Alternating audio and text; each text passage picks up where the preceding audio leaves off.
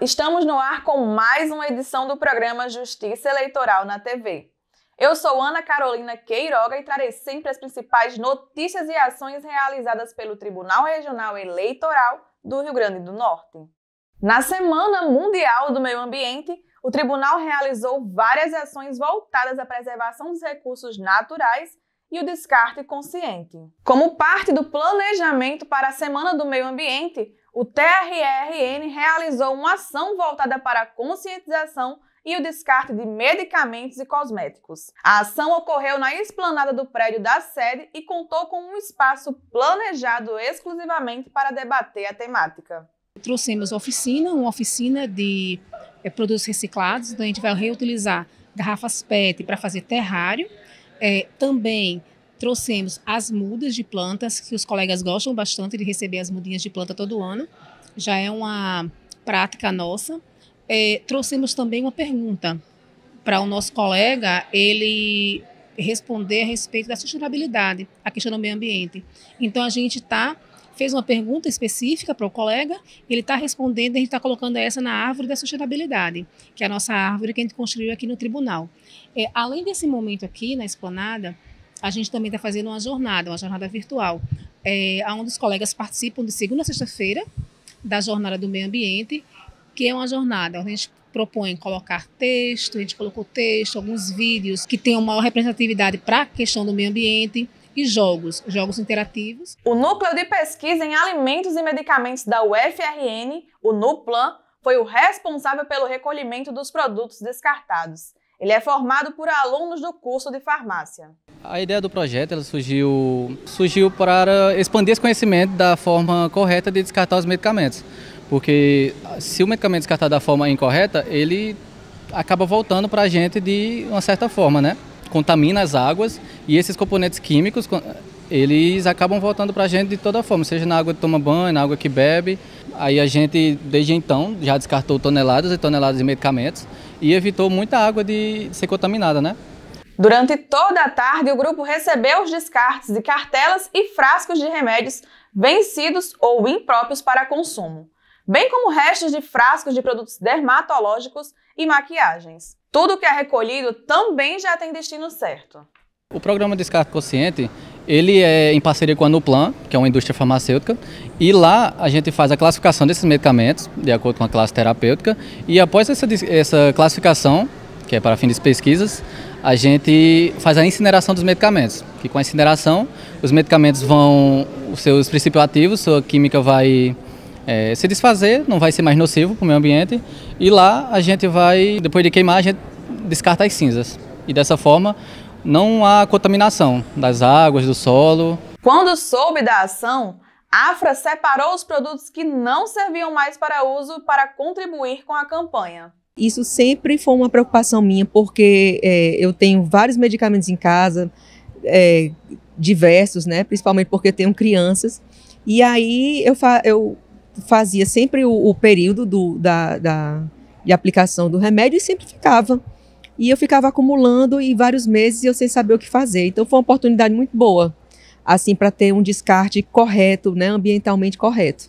Fiquei feliz. Ações como essa são de extrema relevância para incentivar o cuidado e a proteção com o meio ambiente, além de tirar dúvidas e motivar a participar em novas ações de descarte e até mesmo em outros pontos de coleta. Agora eu vou procurar onde tem, né, esse descarte. E para quem se interessou pelo projeto e quer fazer o seu descarte, o Cauã explica como você pode aderir ao projeto.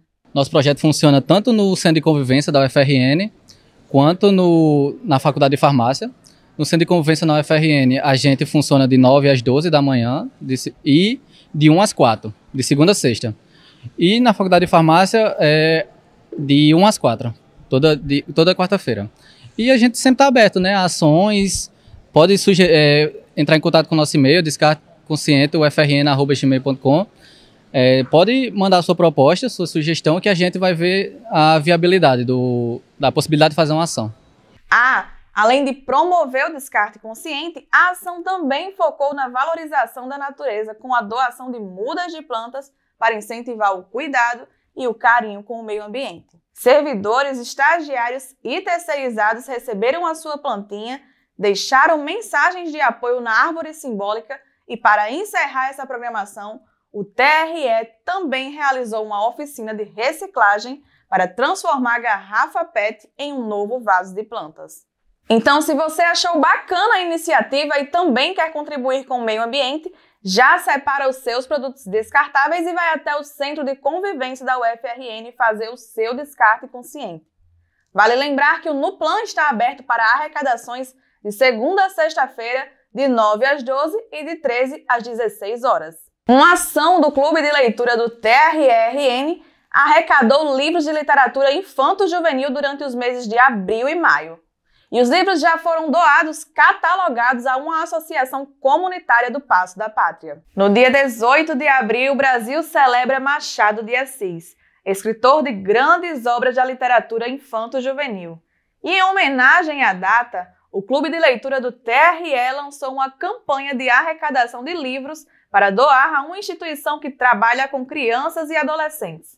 E essa arrecadação ela foi assim, bem sucedida. A gente até tivemos uma boa arrecadação, tivemos livros de qualidade, assim, foi muito boa, foi bem sucedida essa nossa campanha desse mês. Esse é o segundo ano que o grupo promove campanha de arrecadação de livros dentro do regional para doação a instituições que tanto precisam, como órgãos de apoio educacional a crianças e adolescentes. Neste ano, a beneficiada foi a Associação para o Desenvolvimento de Cidadania do RN, a ADIC, que fica na comunidade do Paço da Pátria. No Clube de Leitura, a gente tem um grupo que se reúne, né? Representante da Comissão de Qualidade de Vida, representante do Centro de Memória e da Biblioteca. Então, nós conversamos e vimos quais seriam as instituições que poderiam receber essas doações. O ano passado, doamos para uma instituição lá da Zona Norte, e esse ano a gente vamos ver uma instituição que tenha mais deficiência nessa área, né? Que não tenha. Então, conversando com um e com o outro, Ana Paula tem uma colega que trabalha nessa instituição, então ela sugeriu que a gente doasse para cá. E como ficamos sabendo que aqui não tinha nenhum livro, que ia começar do zero, seria o início da biblioteca, né? Isso deixou a gente ainda com mais entusiasmo para fazer essa campanha e arrecadar livros para cá, para que pudesse ter o início, né? Começar a ter essa atividade de leitura aqui na instituição. Quando a gente vê assim, as crianças pegando no livro, o entusiasmo, né? Tudo isso faz com que a gente sinta-se realizado, né? Que a campanha teve, assim, atingir seu objetivo, né? Atingimos o objetivo que era fazer essa interação da criança com o livro, a leitura, que é tão importante para essa fase da vida, né? Que é a fase inicial. A ADIC é uma associação de iniciativa privada que sobrevive de doações para se manter ativa há cerca de 20 anos, fornecendo educação inclusiva e de qualidade às crianças de maior vulnerabilidade social. Por que surgiu a ADIC? Porque sentiu que era uma grande necessidade, era a alfabetização. As crianças, elas sempre passavam, né, nesses ciclos que é necessário na escola formal e, às vezes, muitas vezes, essas crianças elas não conseguem ser alfabetizadas. E a ADIC entra com esse propósito de alfabetizar. Então, nós temos o que a gente chama, que as pessoas até dizem, aqui é uma aula de reforço. Não é isso. A gente é um suporte pedagógico, quando a gente trabalha os projetos de forma muito pedagógica. E aí, a criança... somos considerados pelas escolas municipais, inclusive daqui da comunidade, que a ADIC consegue realmente alfabetizar. Conseguimos atingir muito bem o nosso objetivo com essa forma que se é trabalhada na ADIC. Para a coordenadora, essas doações são de extrema importância e ela reforça a necessidade de que mais pessoas se sensibilizem e doem também. A ADIC está sempre aberta às doações e necessitadas, não só aberta como necessitadas. Doações de roupa é muito importante, doações de material de limpeza, porque, sabe, então, que é um custo muito alto com material de limpeza, porque vocês imaginem, são 230 crianças, de crianças e adolescentes, que a nossa idade é de 5 a 17, funcionando e tudo, então são banheiros, então a gente tem muita necessidade de material de limpeza. A professora Francinete, que esteve com a sua turma de alunos no momento da entrega dos livros na sala da biblioteca, se emocionou ao ver a chegada de materiais tão sonhados para realizar os projetos pedagógicos. É lindo de ver eles, porque ler, né? Porque a leitura permite a gente adentrar no mundo da imaginação, ser criativo, né? A literatura em si, né, traz essa expectativa de sonho. Na ADIC, há um projeto de leitura para incentivar o contato e o hábito de ler entre os estudantes. O Café com Leitura é um momento de roda que acontece nas sextas-feiras e que o aluno leva um livro para ler em casa com a família durante o final de semana e retorna na semana seguinte para contar o que aprendeu. A criança vai escolher o livro, vai levar para casa, pode contar até com seus pais. E eles vão fazer a ficha de leitura.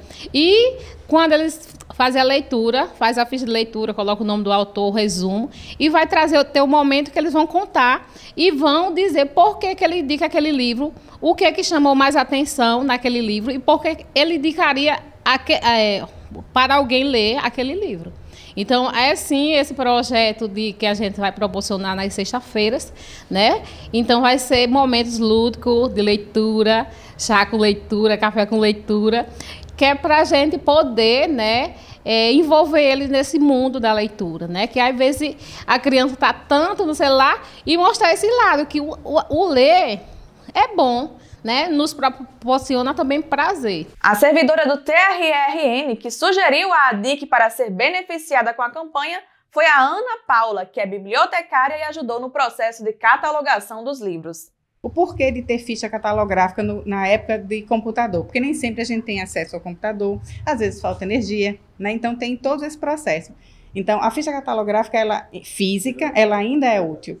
E aí as fichas normalmente são autor, título e assunto. Então, organizada por autor, em ordem alfabética, organizada por título, em ordem alfabética, organizada por assunto, em ordem alfabética, certo? Por quê? Porque na hora que Paula está trabalhando com os alunos dela, e aí diz assim, com as crianças dela, né? E diz assim, eu quero livros de Monteiro Lobato para a época do folclore. Como é que nesse monte de livro ela vai saber quais são os de Monteiro Lobato? Então é só ela no fichário procurar lá o autor Monteiro Lobato e vai ter lá todas as fichas de cada um dos livros de Monteiro Lobato que tiver aqui. Então ela pode, anota lá, porque lá tem o mesmo número que tem aqui, anota lá, vê a cor e vem direto na estante. Então isso facilita para eles trabalharem com as crianças e depois as próprias crianças virem aqui, olhar no fichário e procurar o livro que exatamente quer, né? Então poupa tempo, facilita e ajuda a organização. E se você se sensibilizou e quer fazer a sua colaboração com a instituição ADIC-RN, você pode entrar em contato para saber como doar. Basta enviar um e-mail para o endereço eletrônico adicrn@gmail.com ou telefonar para os números 84 3211 5471 ou 84 98827 6281. E não se esqueça, quando você faz o bem, o maior beneficiado é você.